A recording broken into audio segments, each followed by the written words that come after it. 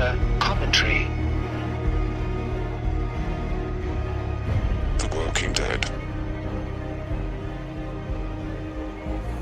On the timeline of The Walking Dead, for all the complex things that have happened and are going to happen, in all probability, I think that this is not. We're going to be wanting more because it's going to feel like it's not enough, but it's the longest season we've had so far. Where we are at this point, there's no way they can tackle what they have to tackle and give you any satisfaction. I mean, it's so rich. There's such a new world we're in now. So that's a great place to start. So we're in what appears to be a walled, safe haven of rest. We're here. Rick is shaving, looking handsome, looking Johnny Q. Public. Their clothes are clean. That they all have assigned duties. Even Daryl, eventually, they did something very appealing and gave him a job that he was going to be good at. So I think that they're, as far as reading people and as far as decision making, I think that this Arlington, Virginia. That's why they had the A stamp. What is interesting to me about this particular sort of plot twist or whatever is that for the first time you're unsure of who the good guys are, and I think that's really appealing. I'm sure that's what the writers are doing. You know, as there was such good writing, by the way. There was like tons of little one-on-ones or one-on-ones that went back and forth between different people. I thought some of the cleverest bit of writing is when Michonne is on the deck and she has this little plastic sword, little martini olive sword. And he said, "Live by the sword, die by the sword," or something like that. Eat by the sword. It was clever. It was such a. By the way, not to trample your point, but this show is great about taking little less is more moments and extrapolating a bigger thoughts from that. They consistently do that well. Hands down, some of the best writers ever on television. And sometimes you get really good writing in film. More often than not, these days, that's not the case. It's a way better genre for writers, I think. Yeah, and these writers in particular, they've really developed these characters. And to go back to your point, so there's a few things that are going to be coming based on the comics. They're kind of following loosely, not that close to the storyline. So I was kind of waiting to see how can you take these group of people and put them in a place like this and keep us as interested, because basically at that point it becomes a soap opera. Zombieville or whatever, it's not what we signed on for. So my fear was the writing would go stagnant, that the story might even go stagnant. I wouldn't know, but what you said was exactly right. Is we're starting to see the potential for our group to become the villains or our group to become the threat. Even if they did it, I think it would be in the vein of Dexter, where it's an anti-hero, where you would still be on, for whatever reason, because we're so sympathetic and we know them so well, we'd still be on their team. There's a couple of things that happened. Sasha had a little bit of a nervous breakdown. And couldn't quite grasp the fact that people are relaxed or having a good time or thinking about something so silly as what their favorite meal is. Silly to not admit that there was something to that maybe they are a little too comfortable, but at the same point in time, I mean, if the point's to get back to the way life was before, you have to start sometime. Some of these people inside of Arlington never really experienced, or for a very brief period of time experienced, what the rest of these 2-year people that went in there have experienced. They're all dealing with post-traumatic stress, and they're dealing with fresh loss. Piggybacking on what you're saying, I think it's very akin to exactly the soldiers that come back from war, and then they see the trivial and the silliness of daily life in the West and America specifically. I remember there was a great moment in American Sniper where Chris Kyle's character, played by Bradley Cooper. Yeah. He's driving his wife, and he's like, you guys and your Big Macs and your reality television, you don't even realize, we're fighting a war, people are dying. And, it was very similar to what we saw in this character. She's been fighting for her life, fighting for her next meal, defending, herself with her brother on her back, basically. And now all of a sudden she's at a dinner party in a cocktail dress to, exchanging recipes. I mean, it's just too much of a downshift.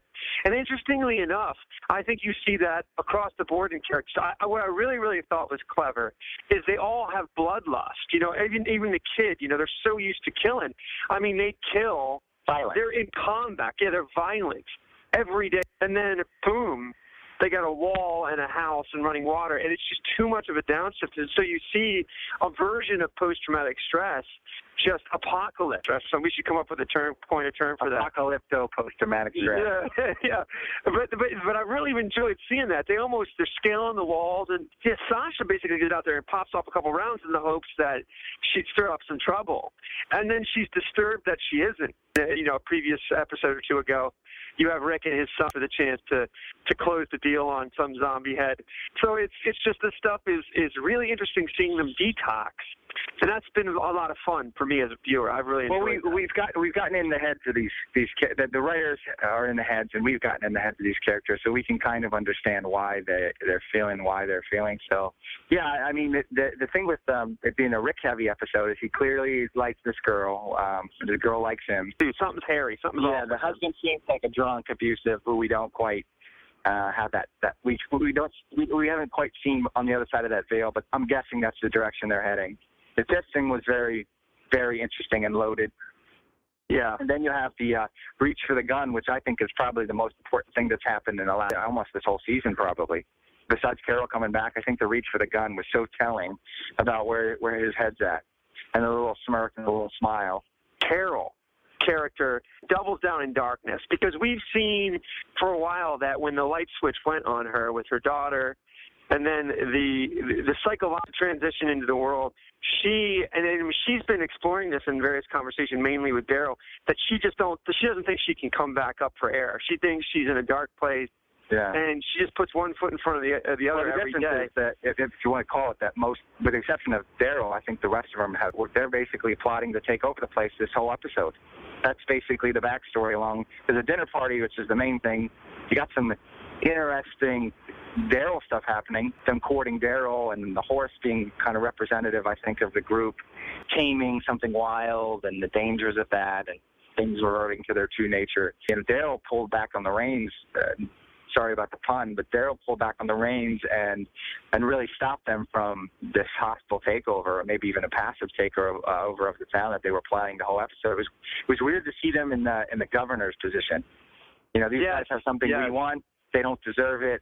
We're going to take it, or we're going to be prepared to take it. Very insightful, and I like the tension, because I don't know that they know yet. Like things will happen to them throughout the episode, and you get the impression, imagine you're a robber, and you kick in the door, and now you start looking at the pictures on the wall, and you see a family, and you see a father, and and now the humanity kicks in, and you're thinking, well, I have to wrestle now. I have to wrestle with the situation. Yeah. I think you're seeing that with these guys. Do I want to be a part of the community? Because these guys are clearly attempting to build something bigger than themselves, and occasionally they'll pierce the armor. Like with Rick, it's the girl, or it's looking across the room and seeing his son laugh with other children. Yeah. Or there's these moments that make them think, I don't want to tip over the apple. I think that they're coming off of such a harsh reality that they think these people are living a dream. This can't last. It's not going to work. I mean, the version of it that they're thinking of Rick, that Rick is thinking, he thinks, so, if we militarize this, and if we're just not naive, we're going to basically live like we're free, but we'll have a wall. I mean, we're basically live like we're out there, but we're going to have a wall. We're not going to do Pleasantville. We're going to do like a version of being out there on the road in here. And that's the big question looming, is who's right, I think. If you want to take this to a depth with me and you enjoy doing that, you just nailed it on the head.